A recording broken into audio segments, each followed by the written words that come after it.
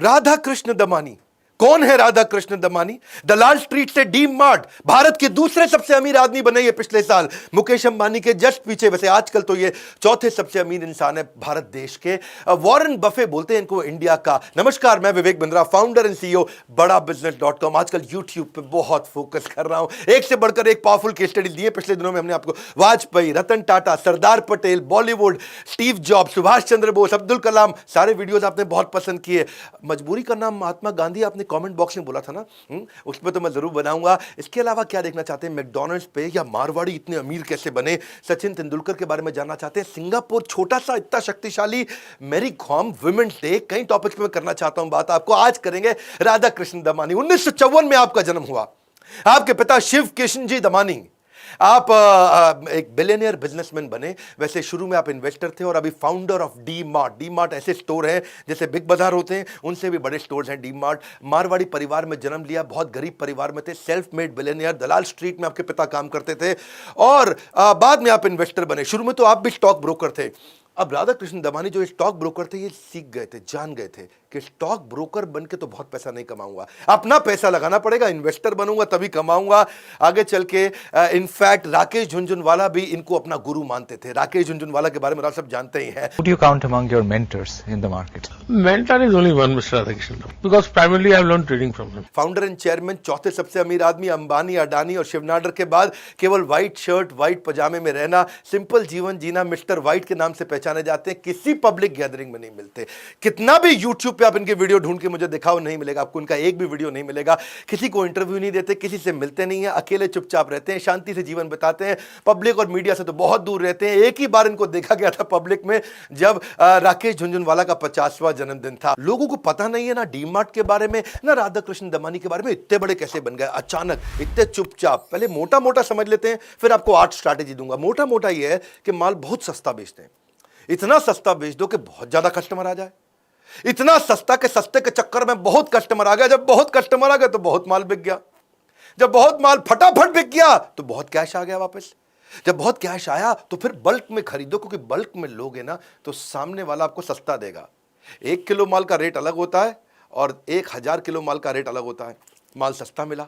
जब माल बहुत सस्ता मिला तो सस्ता मिला तो फिर दोबारा सस्ता बेच देंगे। दोबारा सस्ता बेचे तो मतलब इतना डिस्काउंट, कस्टमर बोले भैया इतना डिस्काउंट, फिर कस्टमर फिर से बहुत ज्यादा आया, फिर वही हुआ ना, बहुत ज्यादा बिक गया और बहुत सस्ते में मिल गया। इसी मुद्दे के चक्कर में डी मार्ट जबरदस्त होता चला गया। इसको आर्ट स्ट्रैटेजी में डिटेल में समझ लो। बिजनेस सीखने में इंटरेस्ट है ना, तो कैसे इतना अमीर आदमी बनता है उसको पकड़ते हैं। पहली चीज, इनके फंडामेंटल स्ट्रॉन्ग थे, क्योंकि ये इन्वेस्टर फ्रेटर्निटी से थे। किस कंपनी में पैसा लगाऊं, कौन सी कंपनी बढ़िया होती है, ये समझ चुके थे, इसीलिए इनको फायदा हुआ। स्टॉक मार्केट का जो इन्वेस्टर होता है ना, उसको एडवांटेज ये है कि जब वो बिजनेस में घुसता है तो उसकी समझ अच्छी होती है, या जो बिजनेस बहुत कर रहा हो वो स्टॉक मार्केट में घुसे, उसकी भी समझ अच्छी होती है। राधा कृष्ण दमानी इन्वेस्टर होने के कारण ये जानते थे कि इन्वेस्टर्स में पॉजिटिव और हेल्दी सेंटिमेंट में कैसे बिल्ड करूंगा, उनको रिटर्न ऑन इक्विटी अच्छी कैसे दूंगा और स्ट्रैटेजिक बिजनेस मॉडल कैसे बनाऊंगा। इसीलिए डी मार्ट जो उन्होंने खोला, ये बड़ा स्ट्रैटेजिक डिसीजन था। शुरू में इन्होंने 2001 से पहले, जब डी मार्ट खोला उससे पहले 1999 में अपना बाजार की फ्रेंचाइजी ली थी और उनको उनका बिजनेस मॉडल समझ में नहीं आया, तो उन्होंने कहा मार परे, छोड़ो उसको, कोई जरूरत नहीं है इसकी, बेकार, बिजनेस मॉडल ही ठीक नहीं है। इनको बिजनेस मॉडल की समझ थी।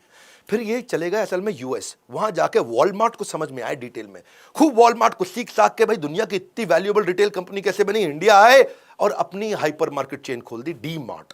ये 2002 में उन्होंने खोली। 2002 से 2010 तक केवल 25 स्टोर और आज 200 स्टोर। ये अचानक कैसे हुआ, बाद में इतना तेज ग्रोथ कैसे लिया? 2017 में ये आईपीओ भी लेकर के आया, 1870 करोड़ का आईपीओ। इतना बड़ा हिट हुआ कि 114% का प्रीमियम मिल गया और आज की डेट में तो 2 लाख करोड़ का इनका मार्केट कैप हो चुका है। फंडामेंटल जो सीखे ना, वहीं से सारी बातें। पहली बात है, धंधे का फंडामेंटल सीखो। आपको भी सीखना है, आप हमारे बोर्डलाइन नंबर पर फोन करो, हम फंडामेंटल इतना मजबूत सिखा देते हैं कि बिजनेस में आप फेलियर प्रूफ बिजनेस बिल्ड करते हो। देखिए ये क्या है, ये वही स्टॉक में इन्वेस्ट करते थे कि मैं अगर 1% भी स्टॉक खरीद रहा हूं तो ऐसे खरीद रहा हूं जैसे पूरी कंपनी खरीद रहा हूं, तो उतनी जिम्मेदारी के साथ स्टॉक खरीदते हैं। कन्विंस होगा तो बल्क में खरीदेंगे और जब स्टॉक अपनी हाइट पे पहुंच गया फटाफट बेच देंगे। इसी चक्कर में ये जब हिस्ट्री कंपनी की पढ़ते थे, कंपनी का डेटा पढ़ते थे, ऐसा नहीं है भाई इसका नाम अच्छा लग रहा है ये खरीद लो, इस पे अमिताभ बच्चन ने डांस किया ठंडा ठंडा कूल कूल तो ये खरीद लो, नहीं नहीं नहीं, डेटा पढ़ करके। उसी वही सब डेटा को उन्होंने अपनी कंपनी में डाला। भाई पीई रेशियो अच्छा होना चाहिए, पूरी एंटरप्राइज वैल्यू की इबिट्टा के साथ कंपैरिजन, या नेट मार्जिन, या रिटर्न ऑन कैपिटल एम्प्लॉयड, या ईयर ऑन ईयर ग्रोथ कैसी हो रही है, क्वार्टरली फाइनेंशियल रेशियो कैसे, ये सब चीज़ें सीख जाता है। जब आदमी फंडामेंटल सीखता है तो कंपनी की वैल्यू को करेक्टली समझ पाता है। और इसीलिए ये क्वालिटी स्टॉक को सस्ते में खरीदते थे। एक टाइम पे तो एचडीएफसी के भी ये सबसे बड़े शेयर होल्डर बन गए थे। हर्षद मेहता की तो आजकल आपने बहुत सीरीज देखी होगी। हर्षद मेहता के टाइम पे वो स्टॉक प्राइस को बढ़ा करके बेचता था, तो इन्होंने उस टाइम पे उसको उल्टा कर दिया। इन्होंने क्या किया, रिवर्स किया। उसको बोलते हैं शॉर्ट सेलिंग। इसके ऊपर कभी किसी दिन आराम से डिटेल में बताऊंगा कि नॉर्मली क्या होता है। हम शेयर खरीदते हैं, जब उसका भाव बढ़ता है तो बेचते हैं। इन्होंने उसको रिवर्स कर दिया। ये समझ गए थे हर्षद मेहता भाव बढ़ाया जा रहा है, तो जब भाव बढ़ गया तो बेच दिया। उस समय पहले बेच दिया, सस्ता होने पे खरीद लिया। इसको बोलते हैं उल्टा। ये आदमी छुपा हुआ है, कंपनी भी छुपी थी। इसके बारे में जानने में मजा बहुत आएगा, कैसे इतना अमीर बना। दूसरी स्ट्रैटेजी स्लॉटिंग फीस। आसान करके समझाता हूं। स्लॉटिंग फीस मतलब एक स्लॉट कोई आकर के जैसे समझो कोई मैन्युफैक्चरर साबुन बनाता है, वो बोलता है भैया डीमार्ट मेरा साबुन बेच दो अपनी दुकान पे। डीमार्ट कहता है तेरा साबुन बेचना है, मुझको बेच दूंगा। कितने का देगा साबुन? वो कहता है 100 रुपए का साबुन ले लो। लेकिन इस शेल्फ पे रखने का किराया लूंगा तुझसे, ये स्लॉट है ना, ये तेरे को दे देता हूं, इसका किराया भी लूंगा। तो वो जब सामने वाले से किराया भी ले लेता है, ये एक लमसम फीस होती है। जो रिटेल में शेल्फ स्पेस है ना, ये बड़ी महंगी कमोडिटी हो गई है आजकल, क्योंकि वो उसका साबुन बीच में रखता है सामने, लोगों को आते ही आई लेवल पे साबुन दिखता है उनका, तो साबुन ज्यादा बिकता है। इसलिए सब लोग चाहते हैं कि मेरे को बढ़िया जगह पे अपना माल रखने दो, मेरे को अपना चिप्स ऐसी जगह पे रखो डीमार्ट के आते ही आदमी मेरा चिप्स पहले उठा ले।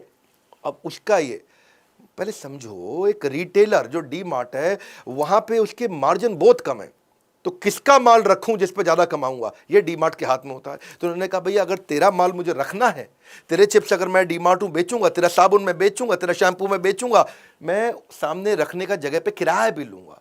और फिर उसी किराए का ये इस्तेमाल करता है कि सेलिंग प्राइस को मार्केट प्राइस से नीचे ले आता है, क्योंकि इसको स्लॉटिंग फीस मिल जाती है।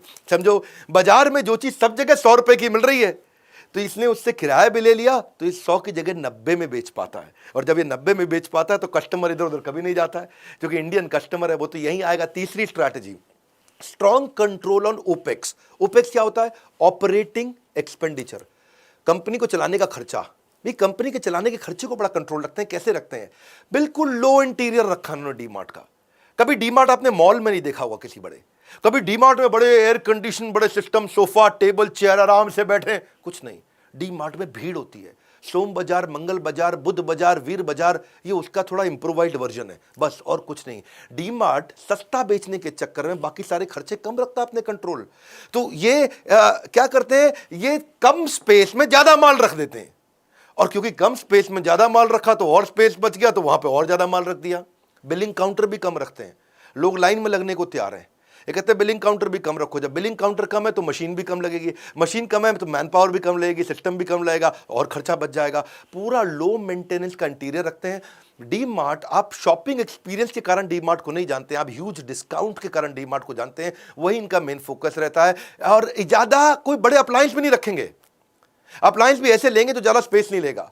स्टोरेबल फूड आइटम बेचते हैं ज्यादा। स्टोरेबल फूड आइटम क्या है? जो पीछे इनके सस्ते वेयरहाउस में पड़ा रहे, जब खाली हो तो आगे लाके रख दें उसको।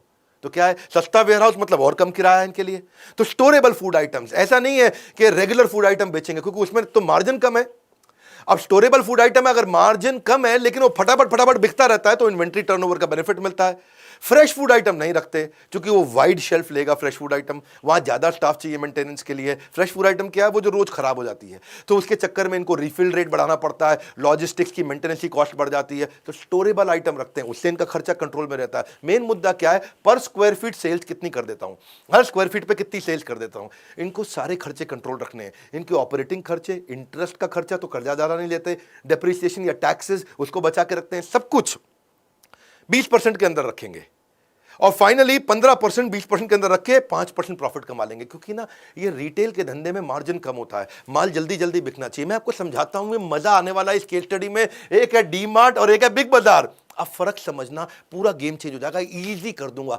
आप मेरे चैनल पे आए हो ना, आपका टाइम बचाऊंगा और सबसे आसानी से सिखाऊंगा। समझो, पहले डी मार्ट का रेवेन्यू पूरा साल का माल बेचता है ये 24,000 करोड़, ये बेचता है 20,000 करोड़ बिग बाजार, दोनों आसपास है ना, ये 24,000 ये 20,000, लेकिन फर्क देखो, वो 24,000 करोड़ में 1300 करोड़ का प्रॉफिट कर लेता है और ये 20,000 करोड़ में खाली 15 करोड़ का प्रॉफिट कर पाता है। बेचते तो आसपास ही है 24 और 20, लेकिन प्रॉफिट क्या है 1300 करोड़ और केवल 15 करोड़। अब देखो इन्वेंट्री जब साल खत्म होता है इसके पास इन्वेंट्री 2000 करोड़ की रहती है खाली, लेकिन ये भाई 5000 करोड़ की बिग बाजार इतनी इन्वेंट्री अपने पास रख के पड़ा है। इतनी इन्वेंट्री तेरे पास है, जब तू बेच ही नहीं पाएगा तो काम कैसे करेगा? समझो मेरी बात को, ये जो डी मार्ट है ये जब माल बाजार से लेके आता है 30 दिन में बेच देता है। बिग बाजार जब माल बाजार से लेके आता है तो 90 दिन में बेच पाता है। फर्क समझना इस बात का, ऐसे फर्क क्या पड़ता है भाई, 30 की जगह 90 दिन में बेच तो क्या फर्क है? लेकिन तूने अगर इतना माल रखा अपने पास, बाजार में पैसा दिया, माल लिया, इतने दिन तक पड़ा रहा, वो 30 दिन में बेच रहा है, तू 90 दिन में बेच रहा है, इसका मतलब क्या है? 90 दिन की इंटरेस्ट कॉस्ट भी तो आती है भैया। 90 दिन जो मैंने पैसा बाजार में फेंक रखा है और मैं उस पर कमा नहीं पा रहा, 90 दिन बाद कमाऊंगा, उसका नुकसान है। यही दिक्कत आती है। और दूसरी बात क्या है कि ये बाजार में ज्यादा उधार लंबा नहीं रखता है। डी मार्ट जो है, डी मार्ट को बाजार में खाली 20 करोड़ लेने हैं और फ्यूचर रिटेल यानी बिग बाजार को 700 करोड़ रुपए लेने हैं। इसका मतलब क्या है भाई, एक तो तेरा खाली 15 करोड़ का प्रॉफिट और 700 करोड़ रुपए तेरा बाजार में पड़ा हुआ है। 15 करोड़ तेरी जेब में है, 700 करोड़ तेरा बाजार में फैला हुआ, तो पैसा ही नहीं उठा पा रहा अपने बाजार से। और ट्रेड पेबल को समझो आप, इजी करता हूं, बहुत मजा आएगा आपको। ट्रेड पेबल क्या है कि डी मार्ट 1300 करोड़ के प्रॉफिट में खाली 400 करोड़ बाजार में देना है, इसको देना है, ये जल्दी जल्दी दे देता है। लेकिन वहां बिग बाजार प्रॉफिट है 15 करोड़ का और बाजार में इसने 5,500 करोड़ देना है। प्रॉफिट है 15 करोड़ का, बाजार में 5,500 करोड़ अभी देना है। ये फर्क समझिए कि मेरी जेब में पैसा है नहीं, दूंगा कैसे लोगों को? जब पैसा ही 15 है और 5,500 देना है, कहां से दूंगा? इसका मतलब बिग बाजार पे हमेशा कैश कम रहता है, इसलिए उसको लोन लेना पड़ता है, इसीलिए उसकी इंटरेस्ट कॉस्ट ज्यादा होती है। और जब ये बाजार को टाइम से देगा ही नहीं पैसा, तो बाजार भी इसको सस्ता माल नहीं देगा। अरे बिग बाजार को माल मत दो भैया, डी मार्ट को दे दो, पैसे टाइम से आ जाते हैं। यही चक्कर है कि जब ये 2017 में थे ना, 2017 में इसका 600 रुपए का शेयर था, आज 4 साल के बाद 3,000 रुपए का हो गया। और उसका 2017 में 250 रुपए का शेयर था अपने बिग बाजार का, आज 75 रुपया रह गया। ये फंडामेंटल्स जानते थे राधाकृष्ण दमानी, क्योंकि ये इन्वेस्टर थे, फंडामेंटल जानते थे। 600 रुपए से शेयर मार्केट में अपने प्राइस को जब 3,000 तक पहुंचाया तो इन्वेस्टर को 5 गुना का फायदा हुआ। और ये 250 से गिर के आज 75 रह गया, यानी केवल 1/3 रह गया। यही कारण है कि इसका मार्केट कैप बढ़ा। आज ये इतने अमीर कैसे बने? आपके मन में आता होगा ना भाई, इतने अमीर कैसे बने, इतने अमीर कैसे बने? कंपनी की वैल्यू बढ़ गई। इनकी कंपनी बन गई 2 लाख करोड़ की, क्योंकि फंडामेंटल अच्छे थे। इनकी कंपनी रह गई खाली 4,000 करोड़ की। 4,000 करोड़ और 2 लाख करोड़ बहुत फर्क है ना? ये फंडामेंटल जब अच्छे रखोगे ना, जब आप फंडामेंटल सीख जाओगे बिजनेस के, तो फेलियर प्रूफ बन जाएगा। रियल बिजनेस किया राधाकृष्ण दमानी ने, है जी। इनके इतने गरीब थे, मुंबई में एक कमरे से निकले थे और आज भारत के दूसरे या चौथे, कभी दूसरे कभी चौथे, आजकल चौथे नंबर पे चल रहे हैं, चौथे सबसे अमीर आदमी हैं।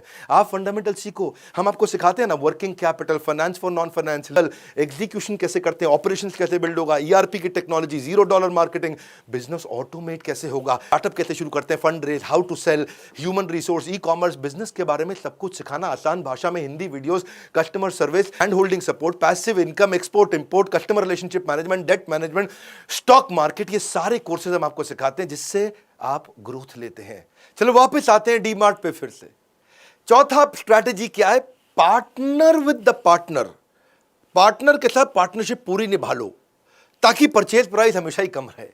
देखो 2 तरह के डिस्काउंट लेते हैं। तू तेल साबुन शैंपू बेचता है, मैं डी मार्ट में तेरा सारा माल बेच दूंगा, लेकिन मेरे को 2 डिस्काउंट चाहिए।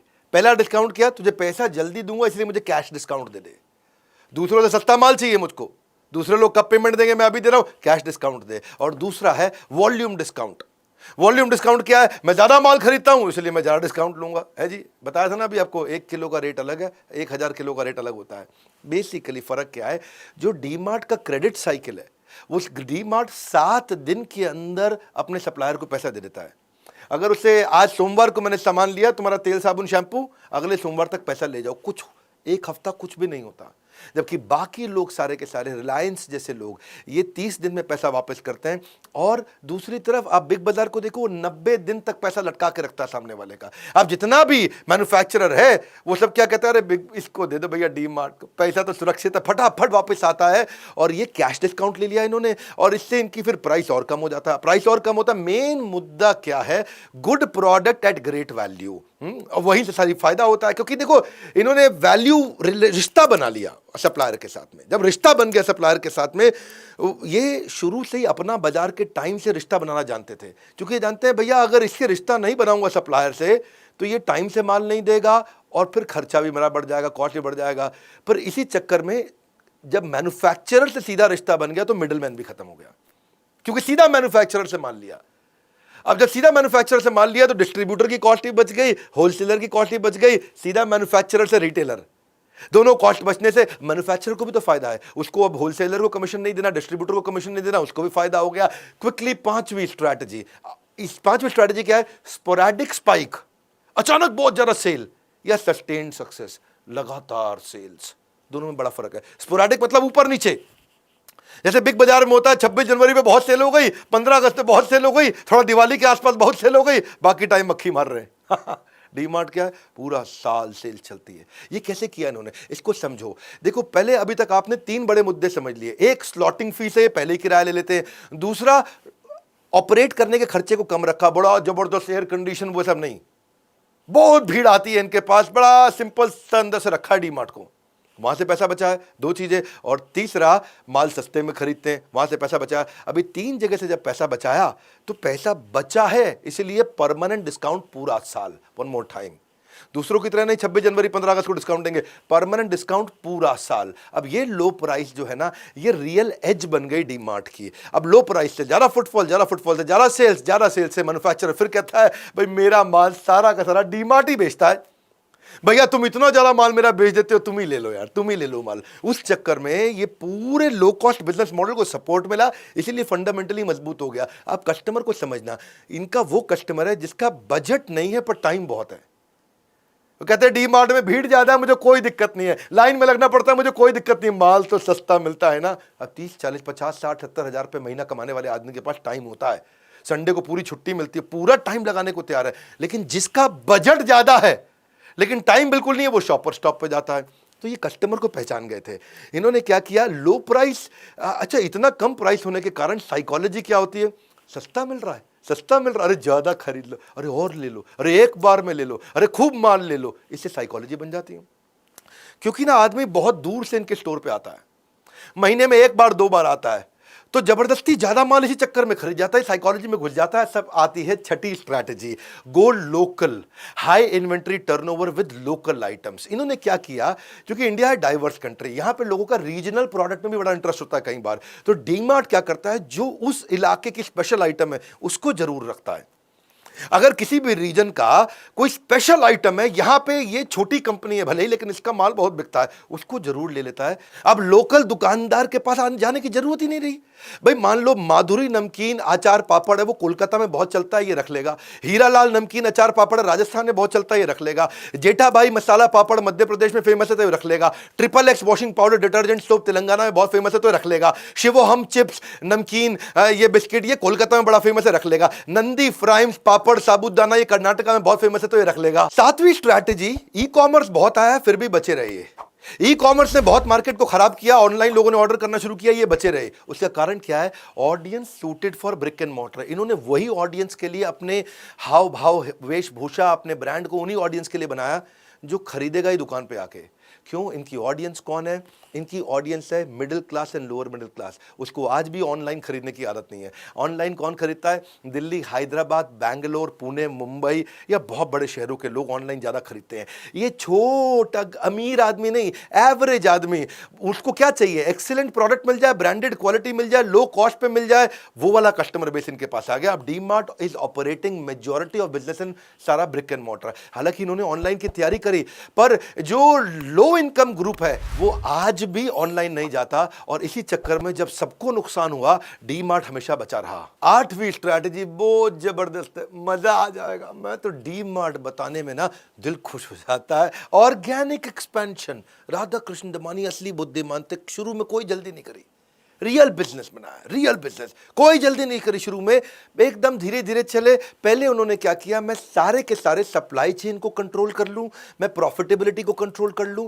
हर स्टोर को पहले प्रॉफिटेबल बना दूं, बाद में एक्सपैंड करूंगा। इसलिए वो पूरा कंट्रोल लेकर के आए। पूरे 17 साल में आज तक एक भी साल ऐसा नहीं गया जब डीमार्ट ने प्रॉफिट नहीं बनाया हो। आज तक एक भी इनका स्टोर बंद नहीं हुआ। आज तक इनका एक भी स्टोर में सामान स्टॉक कम नहीं पड़ा। आज तक एक भी स्टोर इंडिविजुअली कभी लॉस नहीं किया। ये कैसे किया इन्होंने? अब आते हैं असली गेम चेंजर। एक और 80% स्टोर इनके खुद के हैं, यानी कि वो प्रॉपर्टी इनकी खुद की है। ये कोई भी स्टोर को शहर के अंदर नहीं खरीदते, थोड़ा बाहर खरीदते हैं, सस्ती प्रॉपर्टी पे खरीदते हैं, ताकि थोड़ा दूर तक आदमी आए। वो तभी आए जब वो बहुत सारा सामान लेना हो उसको। ये भी इनकी स्ट्रैटेजी है। गली मोहल्ले की दुकान है तो आदमी पास में थोड़ा सा ले आता है, इनके पास जब आता है सस्ता देखता है, दूर तक आता है, बहुत ज्यादा लेता है। मुद्दा क्या है, ये कर्जा नहीं लेते तो इनके फाइनेंशियल स्ट्रांग होते हैं। अब इनकी प्रॉपर्टी खुद की है तो वहां रेंट नहीं देना तो रेंट का आउटफ्लो नहीं होता। इतना बड़ा एरिया उसका रेंट नहीं जाएगा तो कैश फ्लो इनका मजबूत रहता है। और यही सारे पैसे को ये अपने स्टोर को दोबारा खरीदने में इस्तेमाल करते हैं। सबर्बन एरिया में है, जमीन सस्ती पड़ेगी। जिन दिनों 2002, 3, 4 में प्रॉपर्टियां सस्ती थी, तब शुरुआत इन्होंने करी थी। पहले 8 साल में 25 स्टोर खोले, अगले 8 साल में 175 स्टोर खोले। आप सोचोगे कि भाई ये सारे के सारे स्टोर खुद के खरीदे, मेरे पास तो पैसे नहीं, मैं कैसे करूं? सीखने की बात है। मेरे चैनल पे आए हो, सीखोगे आप। ऐसे समझो कि अगर राधा कृष्ण दमानी कोई स्टोर खोलते हैं और खोलने में 3 लाख रुपए लगता है, तो उन्होंने पहला स्टोर 3 लाख रुपए लगा के खोल लिया और हर साल वो स्टोर 1 लाख रुपए बचा के देता है मुझको। तो पहले साल उस स्टोर से 1 लाख मिला, दूसरे साल 1 लाख और मिला, तीसरे साल 1 लाख और मिला। तो 3 साल के बाद जाके इनके पास 3 लाख रुपए फालतू बचे। तब जाके इन्होंने दूसरा स्टोर खोला, क्योंकि अब 3 लाख रुपए बचे। नया स्टोर खोलने में 3 लाख लगते थे। अब टोटल कितने हो गए जी? 2 हो गए पहले साल में। फिर 3 साल के बाद 2 स्टोर हुए, आराम से खोले। अब 2 स्टोर हो गए और कितना बचता है जी? 1 लाख रुपए हर साल बचता है। अब 2 स्टोर का मिला के जब 1-1 लाख बचता है तो 1.5 साल में 3 लाख रुपए हो गया। अब 1.5 साल के बाद इनके 3 स्टोर हो गए, क्योंकि पैसा बचाते थे फिर नया लेते थे। अब 3 स्टोर है, हर साल एक स्टोर 1 लाख देता है। तो अब एक ही साल के अंदर जब तीनों ने 1-1 लाख दिया तो 3 लाख रुपए हो गए, तो खुल गया इनका चौथा स्टोर। ऐसे करते करते इन्होंने, जब इनके स्टोर बढ़ गए और इनके 50 स्टोर हो गए, और 50 स्टोर 50 लाख रुपए अगर कमा के दे रहे हैं मुझको, तो कम से कम 16 स्टोर उस साल खुलेंगे। इसीलिए इनके शुरुआत में इन्होंने कम खोले, बाद में इन्होंने बहुत तेज खोले, क्योंकि जो पैसा कमा के लेके आते थे उसी से खरीद लेते थे। तो ना बाद में हमारे को देना है किसी को रेंट, और ना बाद में किसी को लोन का देना इंटरेस्ट। इससे हो गया ऑर्गेनाइजेशन और मजबूत। ये जानते थे कि over a period of time growth आएगी, तभी तो 2002 के बाद 2017 में आईपीओ लॉन्च किया। शुरू में नहीं किया, पूरी वैल्यू बिल्ड करी। यही बात है कि जब 2009 की में इसकी जो सेल्स थी वो केवल 600 करोड़ थी, और आईपीओ के टाइम पे ये 12,000 करोड़ हो गई। 2009 में इनका प्रॉफिट खाली 5 करोड़ था, आईपीओ के टाइम पे ये 500 करोड़ हो गया। ये है वैल्यू बिल्ड करना अपने बिजनेस के अंदर। फंडामेंटल मजबूत है तो आदमी कुछ भी कर सकता है। यही हमने कुछ नहीं छोड़ा फंडामेंटल सिखाने के लिए। ये हमने ना इसी पे समय लगाया आज तक सारा। क्यों हम इतने बढ़िया बढ़िया केस स्टडी देते हैं। इनको अगर डिटेल में सीखना चाहते हो, brand management, family run business, process develop कैसे करोगे, डिजिटल कैसे जाओगे, बिजनेस आइडियाज कैसे बिल्ड करोगे, ऑनलाइन रेपुटेशन कैसे तैयार करोगे, बिजनेस को ऑटोमेट कैसे करोगे, रिटेल मैनेजमेंट, इंटेलेक्चुअल प्रॉपर्टी, हमने स्टेप बाय स्टेप जाते हुए हजारों वीडियोस के साथ, फ्रेमवर्क के साथ, रीडिंग मटेरियल के साथ सीरियस आदमी के लिए अमृत बना दिया। बोर्ड लाइन नंबर है आपके लिए 9810544443। फोन करिए, पता करिए। एक बात बताऊं, इस वीडियो को जरूर शेयर करिएगा सबको। और नीचे कमेंट बॉक्स, मेरा आपका रिश्ता है इस कमेंट बॉक्स में। अब तो मैं वही वीडियोस बनाता हूं जो आप मुझे बताते हैं बनाने के लिए। रियल वैल्यू क्रिएट कर रहे हैं आपके लिए। मैंने कसम खाई आपका टाइम बचा करके राइट वैल्यू दूंगा आपको, कंटेंट की ऐसा दूंगा जो कहीं नहीं मिलेगा। Animated, super solid, super fast. हमारे साथ जुड़े रहने के लिए इस वीडियो को सोच के कौन से दोस्त को काम आएगा शेयर करने के लिए लाइक इसलिए करिए क्योंकि फ्री में भी तो इतना कंटेंट देते हैं, उत्साह बढ़ता है। अगर नए आए जरूर सब्सक्राइब करिए। हमारे साथ जुड़े रहने के लिए आप सबका हृदय की गहराइयों से प्रेम पूर्वक मुस्कुराहट से धन्यवाद।